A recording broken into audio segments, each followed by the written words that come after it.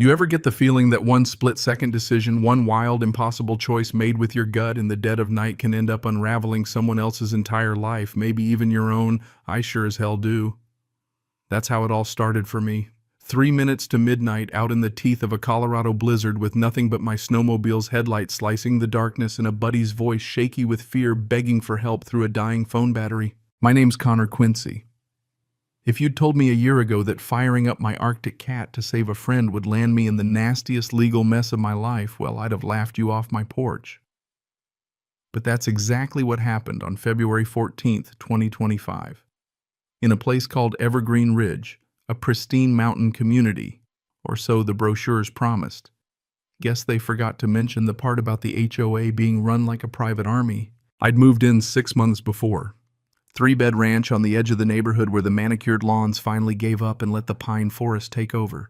It was perfect, especially for a guy like me who makes a living teaching wilderness survival, running search and rescue the whole 9 yards. I could step out my back door and lose myself in the backcountry in under a minute. What I hadn't figured on, nobody really does until it's too late, was how tight the HOA kept its grip on every dumb detail. Paint color, lawn height, whether your mailbox leans a little left or right. I skimmed the rules when I moved in, who doesn't, but I sure didn't pay much mind to the bit about no recreational vehicles between 10 p.m. and 7 a.m. Mistake number 1. It was a Friday night. I was winding down, already picturing my pillow, when my phone buzzed in my pocket. Jake's name lit up the screen. Now, Jake never calls late unless something's sideways. The first thing I heard wasn't even his voice, it was the wind howling. "Connor, I need help. Bad. I'm lost up by Cascade Falls. Ankles jacked up, phone's almost dead. I can't feel my toes." He tried to sound calm, but you can't fake that kind of panic. I snapped into rescue mode without thinking. "Where are you?" "Somewhere by a big rock, wind's brutal." He pinged me his last GPS coordinates, God bless modern tech, and I stared at the map. 8 miles deep in the woods. Hiking would take hours. He didn't have hours. The only way was the snowmobile. My brain did the math.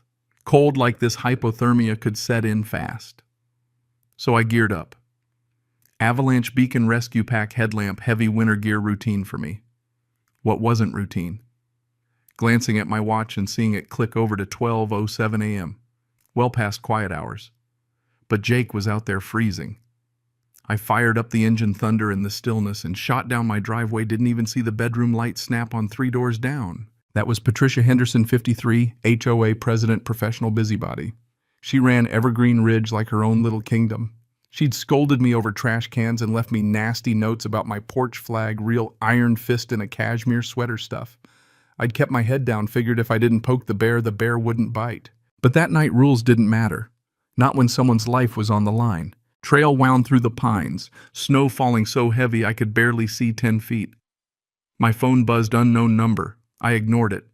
Jake came first. 40 minutes later, I spotted him huddled against a rock lips blue, shivering so bad his teeth rattled.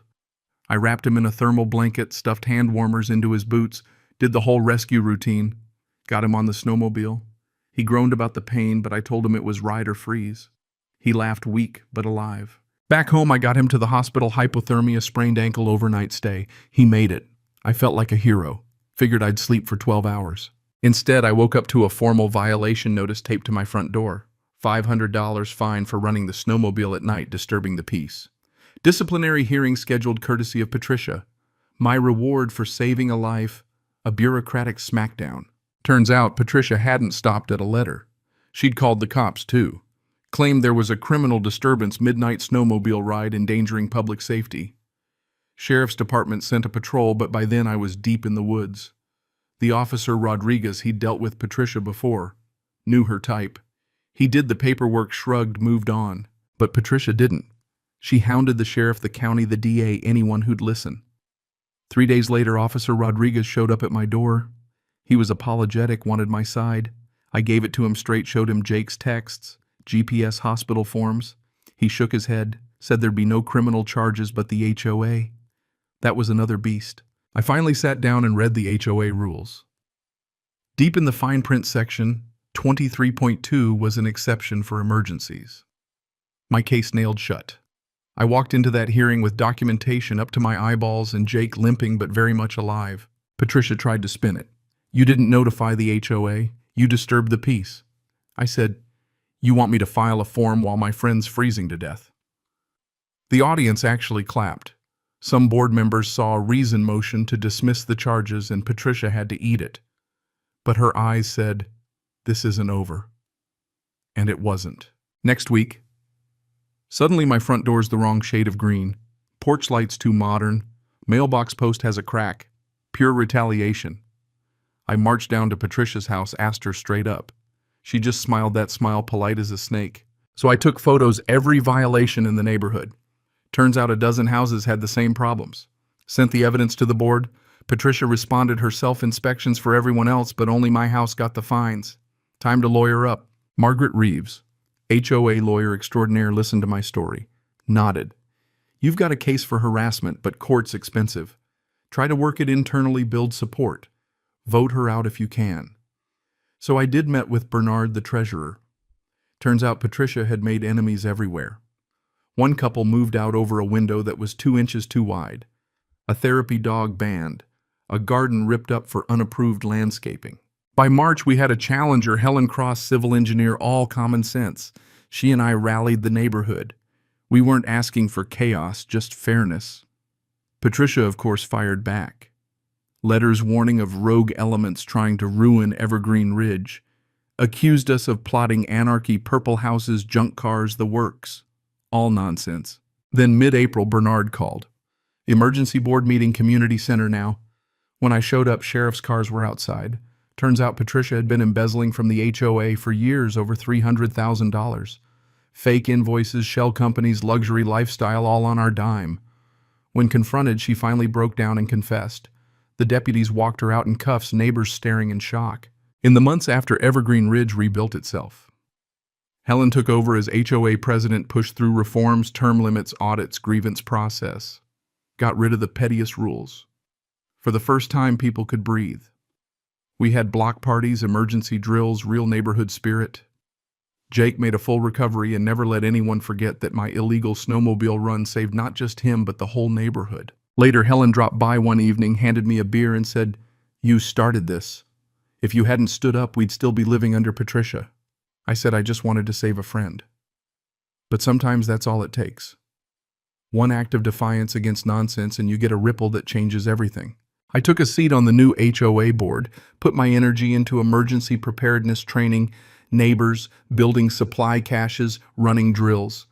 When a wildfire threatened, we got everyone out safely, pets and all. Nobody left behind. That's what community's supposed to mean. We put up a plaque at the community center, not to gloat, but to remind ourselves, justice and compassion must balance order and rules. Laws serve humanity, not the other way around. I think about that a lot. Rules matter, but only if they're fair. Only if they make us better neighbors, not bitter enemies. Patricia went to prison. The last I heard, she was working in the library, taking classes, maybe trying to change. Maybe not. Doesn't matter much now. Her house got bought by a family with 2 kids and a golden retriever. They painted the door bright red, hung up Christmas lights that would have sent Patricia into orbit. Place looks happy for the first time. Funny thing is, Jake and I still ride out to that spot in the woods once a year just to stand there looking at the mountains. He says if I hadn't gotten lost, Patricia would still be running the place. I tell him life's weird. Sometimes screwing up is the start of something good. He laughs, but it's true. If you take one thing from this mess, let it be this. Stand up for what's right, even when it's hard. Don't let petty rules trump decency. And when the chips are down, help your neighbor even if it costs you. Because that's how you build a place worth calling home. So let me ask you, what would you have done standing in my boots? Is it ever right to break the rules for the sake of someone's life? Or should we all just keep our heads down and follow orders no matter what? I want to hear your stories, times you stood up, times you paid the price, times you learned the hard way, what community really means. Drop your thoughts in the comments. Let's see where you stand.